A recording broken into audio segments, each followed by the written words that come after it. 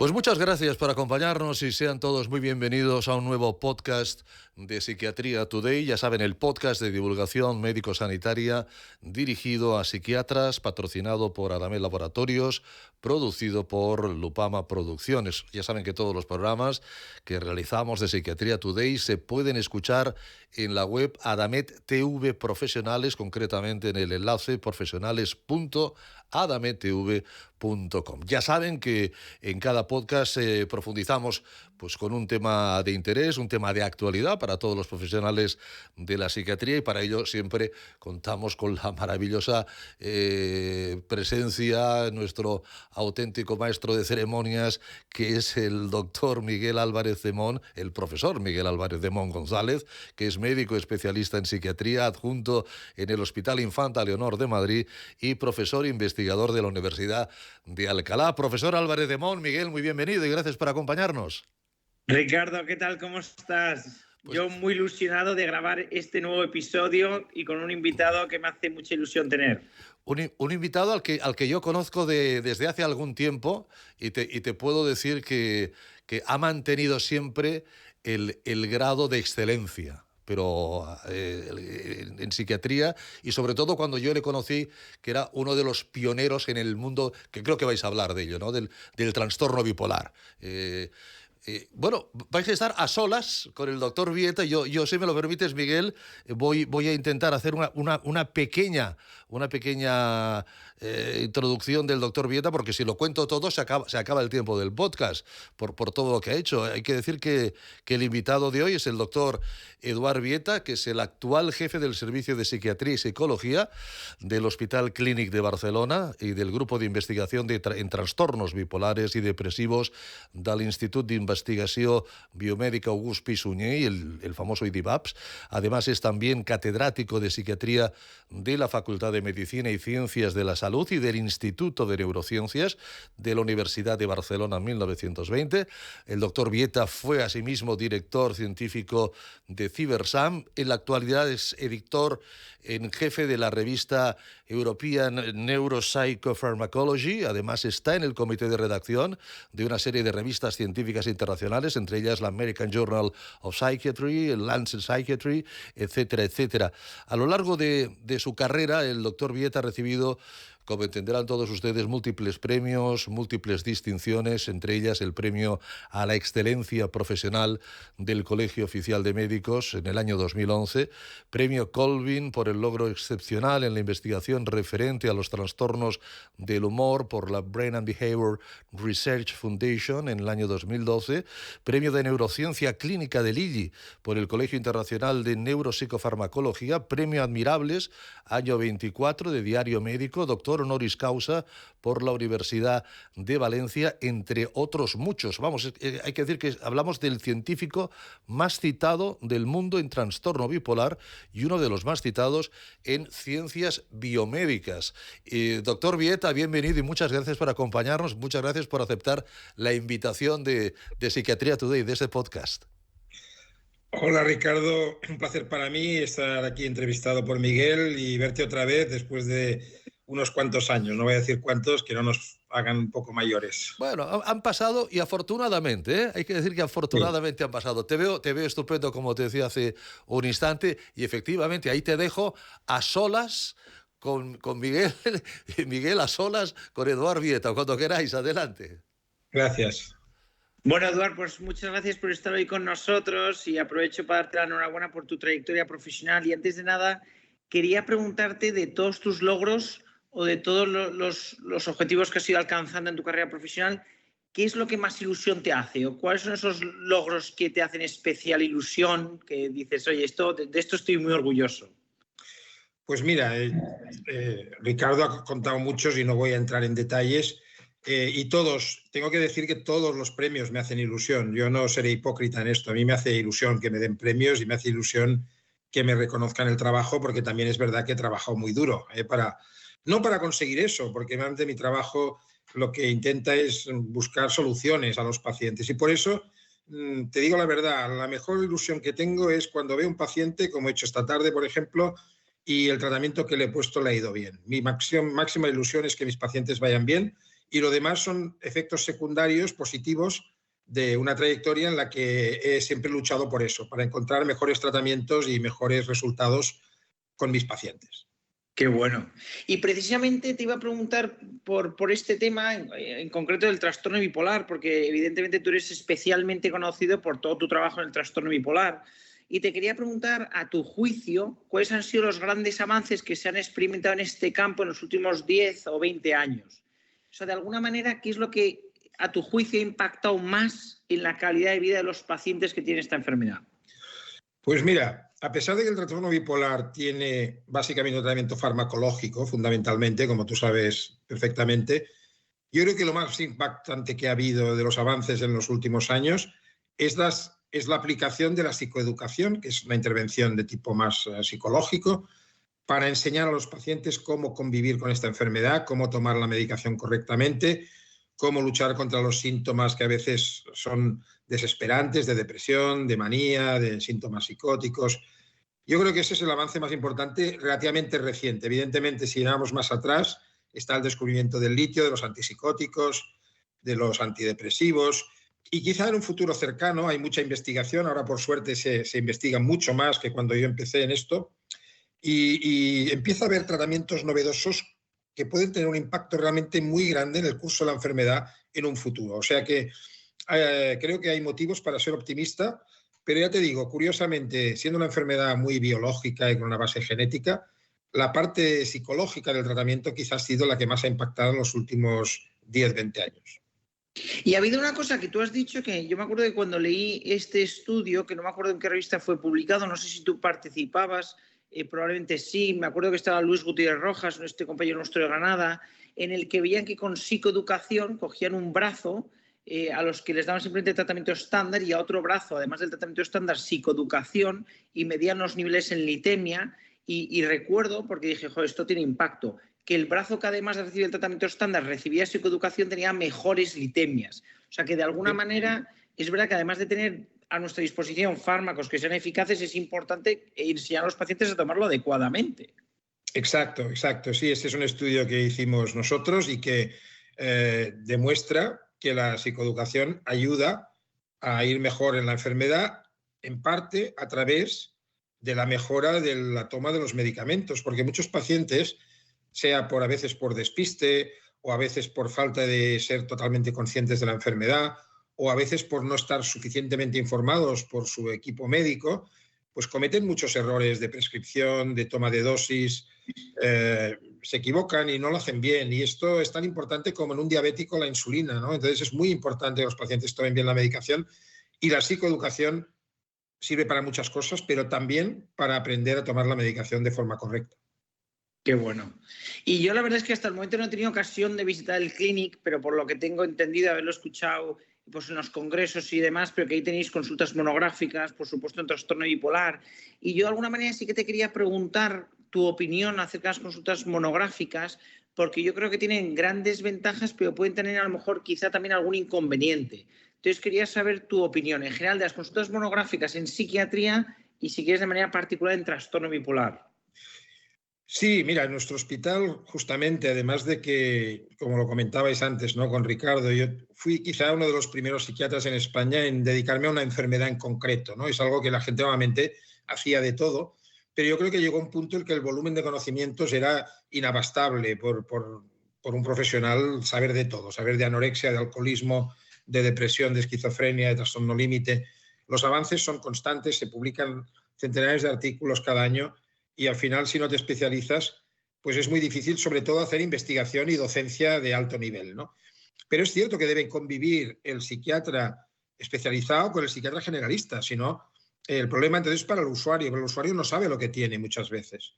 Es verdad que en mi consulta personal, muchas veces de pacientes que ya han pasado por muchos psiquiatras y que realmente vienen por ser casos especialmente complejos y vienen con un diagnóstico ya muchas veces comprobado. Pero la gente cuando va por primera vez a un psiquiatra no acostumbra a decir tengo tal patología. Por tanto, tiene que haber un psiquiatra generalista. Nuestro hospital también tiene la particularidad, el Clínic de Barcelona, de que trabaja por unidades, es decir, por procesos. Y eso no es exclusivo de la psiquiatría. Eso empezó a hacerlo ya en su momento Joan Rodés, que es un médico neuropatólogo muy conocido, que Actualmente hay unos tipos de contratos de investigación que se llaman así. Y Joan Rodés fue el que introdujo este concepto. Y lo que está pensado es que en lugar de funcionar por servicios, que también tenemos servicios, ¿no? Yo soy el jefe de servicios de psiquiatría y psicología, funcionamos también por procesos. Y entonces existen los procesos. Por ejemplo, si tú vas por un problema de corazón, te atenderá a lo mejor la unidad de cardiopatía isquémica, que significa problemas de corazón tipo angina de pecho, infarto, etc. Y ahí están agrupados desde el servicio de cardiología al servicio de anestesia, al servicio de cirugía cardíaca. Por tanto, en lugar de haber disfunciones de dónde ingreso al paciente sin cardio y luego le busco quirófano y luego le cambio de cama, todos están trabajando juntos en el proceso. Eso yo creo que tiene muchas ventajas de eficiencia, pero también puede tener algún inconveniente, como tú decías. Por tanto, trabajar por procesos es bueno, sobre todo en un contexto donde sea un centro terciario, donde se haga investigación y docencia y donde se atienda a los pacientes cuando ya están en una fase en la que el diagnóstico ya está confirmado. Pero en los centros de salud mental, por ejemplo, es un poco más complicado, porque tú necesitas ver a todo tipo de gente. Si solo tienes un experto en bipolar, uno en esquizofrenia y otro en depresión, ¿qué haces con los trastornos de la conducta alimentaria? ¿Qué haces con los trastornos de personalidad? Por eso yo creo que ambos tipos de abordaje deben convivir y, por ejemplo, nosotros lo hacemos, porque el Clinic tiene también un centro de salud mental comunitario, donde hacemos un abordaje más generalista, pero también unos especialistas en patologías específicas. ¿Y te parece, hombre, lo del abordaje por procesos creo que tiene mucho sentido? Yo, de hecho, sé que en Reino Unido, al menos en algunos sitios lo hacían. Por ejemplo, paciente quirúrgico, médico quirúrgico, que le vende 2 especialidades a la vez. En cirugía bariátrica puede tener sentido también, a lo mejor una valoración de endocrino y psiquiatría conjunta. Pero a veces yo me pregunto si una consulta monográfica, si tú te encasillas desde muy joven, pues imagínate poco después de terminar la residencia, si puedes acabar viendo, no todo, pero mucha de la realidad de la vida bajo ese prisma. Pues, por ejemplo, si tú te especializas desde muy joven en trastorno bipolar o en TDAH, ¿tú crees que existe el riesgo de que veas que todo paciente tiene TDAH? No sé si me entiendes lo que quiero decir. Sí, esto me lo han dicho muchas veces. Dicen, oye, si vas a dieta todos son bipolares, ¿no? Esto me lo han dicho muchas veces, pero no es cierto. En realidad, esto está pasando en todas las especialidades. O sea, tú ahora si vas a mi hospital y quieres hablar con un neurólogo, te empezaré a decir neurólogos, pero el que sabe de demencias no sabe de epilepsia. El que hace Parkinson no trata a pacientes con migraña. Están divididos en subespecialidades porque es un centro especializado, avanzado, lo cual no quita mérito a los que saben poco de todo, ¿eh? Pero cuanto más sabes de una cosa, también sabes mejor lo que no es esa cosa. Es decir, a mí me llegan a mi consulta pacientes que creen que tienen un trastorno bipolar, que a lo mejor han leído algo, igual han escuchado un podcast como este, y muchas veces mi trabajo consiste en descartar eso. O sea que muchas veces digo que no. Digo, no, usted no tiene un trastorno bipolar. O sea que no es así. Realmente yo no es que vea. Lo que veo es que sí que es cierto que los casos en los que el diagnóstico es un poco más complejo porque hay otras comorbilidades, por ejemplo, un abuso de sustancias, que entonces no sabes, abusa cocaína, alcohol, a lo mejor una comorbilidad con un trastorno de personalidad, todo está mezclado. Quizá el que un experto vea a ese paciente hace que desentrañe mejor si existe subyacente un trastorno como el trastorno bipolar. Pero yo no creo que sobrediagnostique en absoluto, más bien tiendo a muchas veces descartar ese diagnóstico.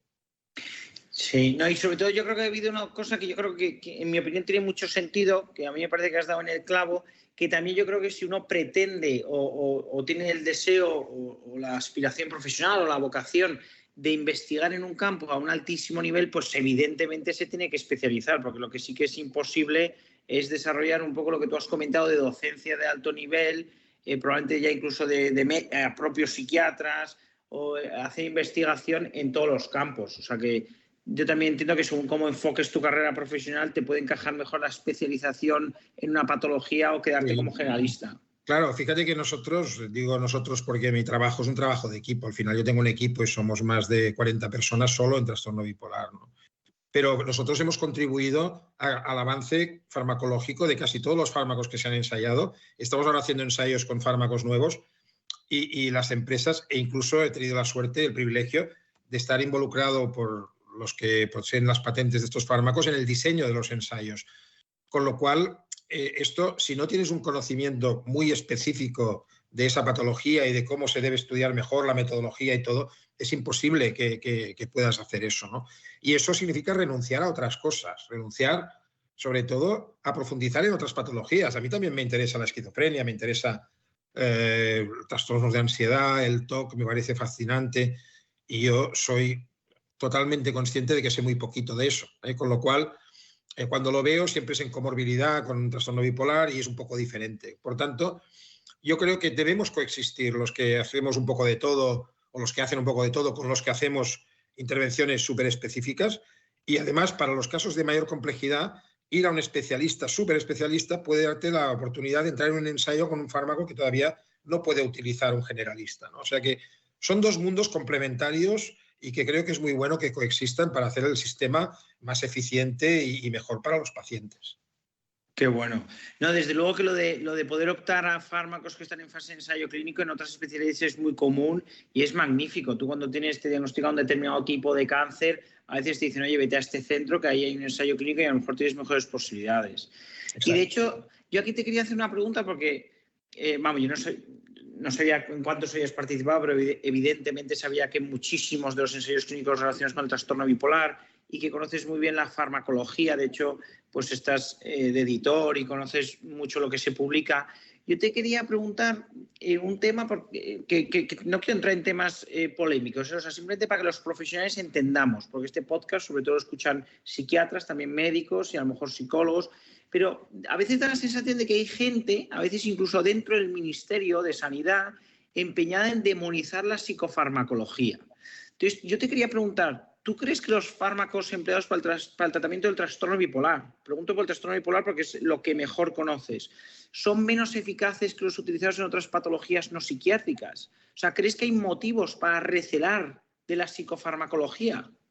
No, porque en absoluto. Mira, se está estudiado y la psiquiatría es mucho más efectiva que más de la mitad de las especialidades médicas. Piensa que en muchas especialidades, la neurología, pues hay muy pocos tratamientos, hay algunos, se ha avanzado, pero la mayoría de enfermedades neurológicas no tienen un tratamiento efectivo.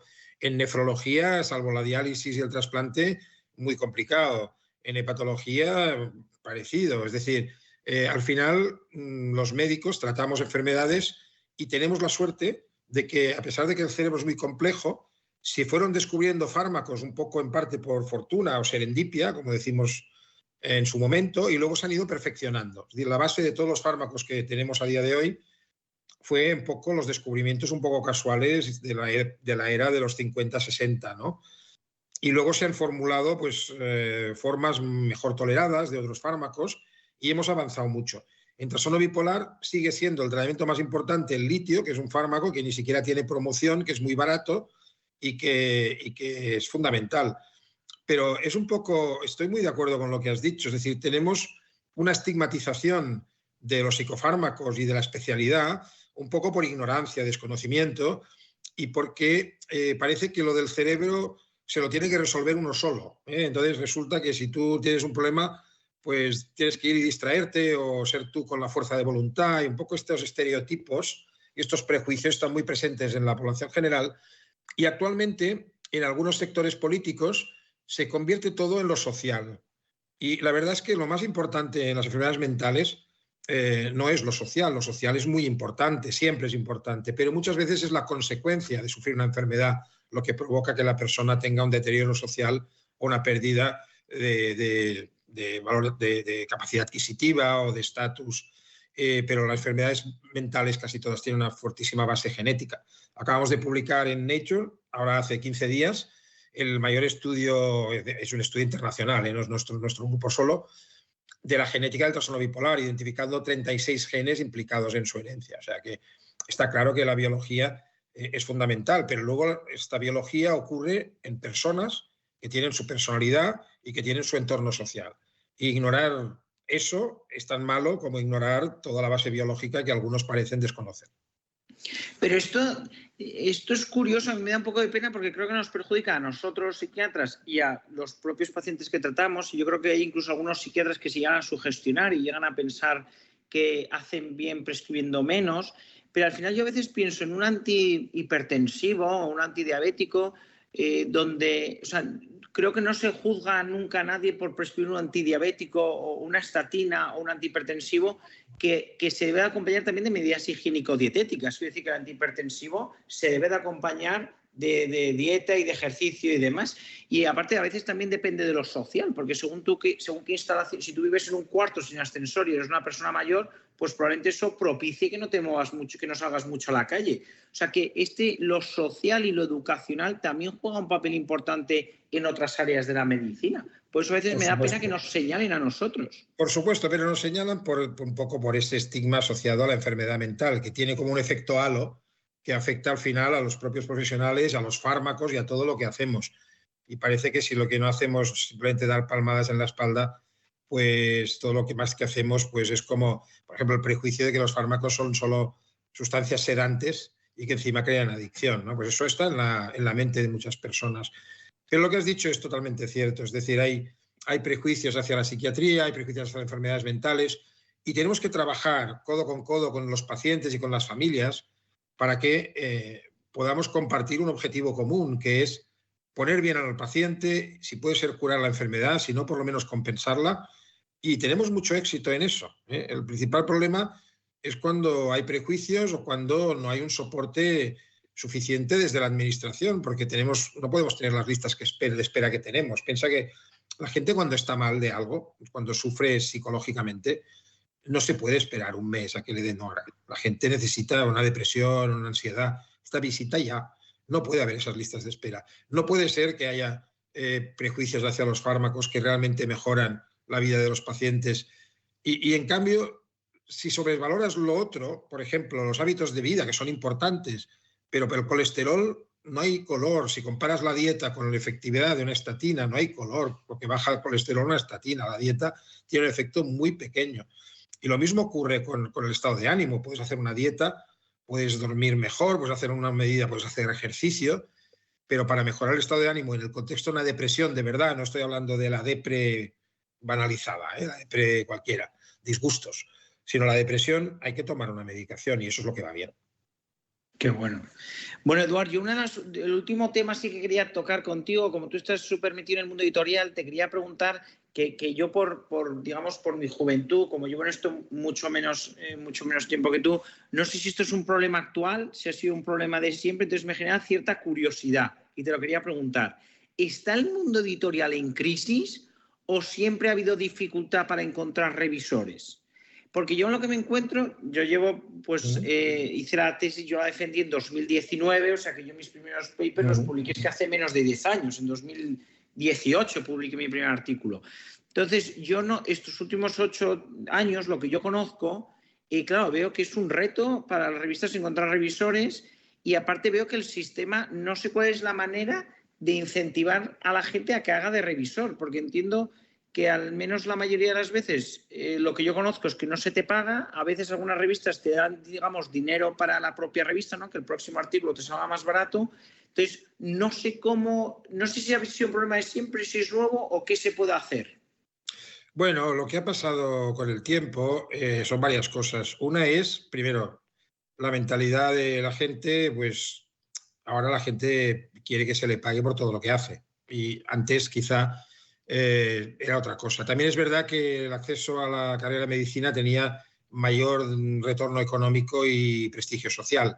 Y todo se ha proletarizado un poco, en el buen sentido de la palabra, y tiene una parte lógica porque ha crecido lo que es la seguridad social y la atención pública, pero también es verdad que al final, bueno, las nuevas generaciones son un poco más materialistas y quieren terminar a su hora, y yo lo respeto mucho porque entiendo que es otro contexto y no quiero ser el típico abuelito batallitas contando que antes trabajábamos mucho, ¿no? Eso no lo quiero hacer.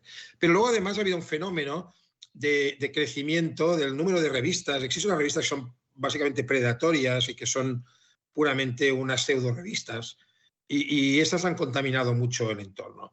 Y luego el tema de la revisión por pares se debería reconocer mejor, curricularmente. Por ejemplo, tenemos un problema en España para conseguir un puesto de trabajo bueno o para la promoción profesional, pues estas cosas cuentan muy poquito, ¿eh? En general cuenta mucho más la antigüedad, que ya me dirás qué mérito tiene estar ahí haciéndolo mal toda la vida, ¿no? Por ejemplo, que no haber sido revisor de revistas. Eso debería figurar en los currículos y dar puntos, y entonces la gente lo haría más, ¿no? Pero ahora es como un acto de generosidad baldía, un poco, ¿no? Yo, aparte de ser editor de una revista, por ejemplo, hoy he estado revisando un artículo para Lancet. Es una revista muy influyente y cuando me invitan, pues acostumbro a decir que sí. Pero soy muy, muy restrictivo con las revistas para las cuales reviso. Intento que sean las de mayor influencia, porque si no, pues estaría todo el día revisando. Recibo como 10 o 12 invitaciones a revisar artículos cada día. Además, lo hace ya un bot, lo hace un robot, ¿sabes? No está haciéndolo una persona detrás. Te está mandando un mensaje un robot que te identifica por un algoritmo como alguien que sabe de ese tema. Entonces, pues felicidades, si a ti también te pasa, porque significa que te están reconociendo como alguien que sabe bastante de un tema. Pero no se te ocurra aceptar todas las que te llegan o arruinarás tu vida. No, pero estoy de acuerdo, pero a mí me da pena como romántico y como bueno, pues digamos joven ilusionado, porque la verdad que me gusta la psiquiatría, me encanta, creo que es bueno profundizar en el conocimiento, lo veo necesario, creo que la revisión por pares es muy buena, y yo creo en el sistema. Pero yo creo firmemente lo que tú has dicho, creo que se debería de incentivar a nivel curricular, porque al final creo que haces una contribución mayor a la sociedad. O sea, creo que revisando un artículo de un tema que tú sabes, creo que contribuyes a la sociedad, contribuyes al conocimiento, o sea, creo que es una acción buena que contribuye al bien común. Entonces, de alguna manera, yo creo que el sistema lo tendría que premiar más, no que sea un acto de casi heroísmo con altruismo. Exactamente. No, es así. Bueno, Eduard, pues ya la última pregunta, no te robo más tiempo, es, tú que eres un apasionado de la psiquiatría, que se nota cuando se te escucha en un congreso, pues ahora en este rato, ¿qué consejo nos darías a todos los que te estamos escuchando? Que ya sabes que son fundamentalmente psiquiatras, también psicólogos, pero médicos también de todas las especialidades. ¿Qué consejo nos darías para disfrutar más de la profesión? En unos tiempos en los que el burnout es tan frecuente, ¿tú qué consejo nos darías para que disfrutemos, nos apasionemos con la psiquiatría o con la especialidad que cada uno tenga? Yo creo que es muy importante que primero seamos conscientes del privilegio que tenemos de que la gente nos confíe su intimidad, su salud mental, que nos cuente cosas que no contaría nadie y que nos dé la oportunidad de ayudarles. Creo que eso, vivirlo como un privilegio que es, creo que es algo bueno, pero es evidente que no basta con eso. Yo creo que en los centros donde trabajamos tiene que haber espacio para la discusión, tiene que haber espacio para tomar un café con los compañeros y comentar algún caso. No se puede hacer en una cafetería pública, tiene que ser en un ámbito pues, de confidencialidad. Tiene que haber sesiones clínicas, tiene que haber sesiones bibliográficas en las que se repase lo más reciente. Y desafortunadamente cada vez estamos aplicando más criterios de eficiencia mal entendida y la gente tiene agendas muy repletas de visitas y entonces pues eso es lo que causa el burnout, que al final la gente se cansa de solo estar visitando, aunque te guste vocacionalmente. A mí me gusta ver pacientes, pero recuerdo cuando veía 16 al día, acababa muy cansado. Llegaba a casa y luego cada día un poco más cansado. O sea que tienen que distribuirse las tareas, tiene que haber ámbitos en los que hablemos de la profesión, los congresos obviamente son importantes y tiene que haber un espacio y un reconocimiento de estas cosas. Con eso, por eso yo busco mucho involucrar a los residentes, por ejemplo, a los que les apetezca en investigación. Por eso tú has hecho una tesis doctoral. No te va a dar dinero una tesis doctoral, no te va a hacer... eso lo haces porque te gusta la especialidad y le dedicas un tiempo extra. Creo que buscar este tipo de profesionales es lo ideal. Entiendo muy bien que haya otros que se cansen un poco antes, pero al final es la única fórmula para no llegar luego a los 50 y pico de años ya con ganas de jubilarse. Eso es una pena porque esta profesión es extraordinaria y hay que disfrutarla. Pues muchísimas gracias, Eduard, por este rato tan agradable. Gracias a ti, Miguel, ha sido un placer. Hemos disfrutado y hay 45 programas de Psiquiatría Today. En cualquier momento en que uno diga, ay, pues coja cualquier programa, coja cualquier podcast, todos merecen la pena y seguro que va a ilusionar a los psiquiatras para seguir adelante. Un placer, Eduard. Espero verte pronto. Gracias. Ricardo, un abrazo. Adiós, Miguel. Cuídate mucho. Profesor Miguel, muchísimas gracias. Nos vemos en el próximo podcast, Miguel. Hasta el próximo, Ricardo. Gracias. Cuídense mucho. Hasta el próximo podcast. Yo les recuerdo que también, evidentemente, cualquier pregunta, cualquier sugerencia, por favor, son muy bien recibidas a nuestro correo electrónico contacto@psiquiatriatoday.com. Ya saben que el programa ha sido patrocinado por Adamed Laboratorios y producido por Lupama Producciones. Como siempre, gracias y hasta el próximo podcast.